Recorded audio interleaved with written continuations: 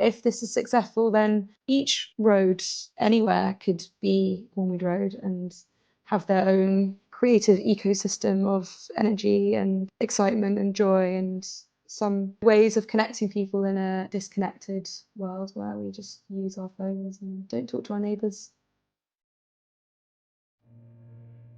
Gerry was an Irish immigrant. A lot of Irish immigrants moved specifically to West London, and there's hardly any concrete memorials to them in this part of London. How is Gerry's as a monument to the Irish in London? Or how can Gerry's champion more marginalised stories, local heroes whose stories are lost? And how can Gerry's help people think about what art is or what art can do, and how people can be more closely involved without being good at art? I think the closeness and intimacy that many people feel to Gerry is because they don't know too much about him as a person, but I do think it is interesting to learn that he was Irish, because quite a lot of the figures are like aristocrats from Europe or the UK. So it's interesting to think about who he chose to immortalise and what his interests were, and the idea of assimilation into Britain as an Irish immigrant.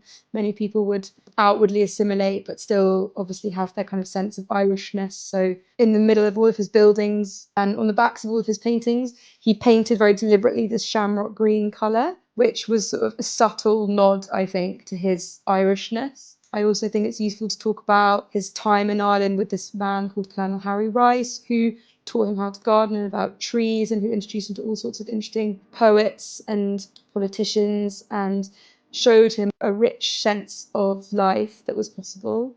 A lot of people would move to West London as their first stop in London. And so there's a lot of very interesting waves of immigration here. Initially, Spanish, Portuguese, Irish, North African, Jamaican, Caribbean, hence the Notting Hill Carnival. The Irish were very much in conversation with all of those waves. This area of London, in my experience, is the most culturally integrated because of all these different ways of immigration. So I think it's very fitting to have a monument that might speak to that move and of making a home here. Quite a lot in the art world is quite serious. We need more absurdity. I feel there aren't enough events where different kinds of people from all social worlds can mix that's not for a direct cause. I would love Gerry's to be able to help create new local traditions that mean everyone is welcome and that make people feel imaginative and thoughtful in a way that maybe they haven't felt able to express themselves before.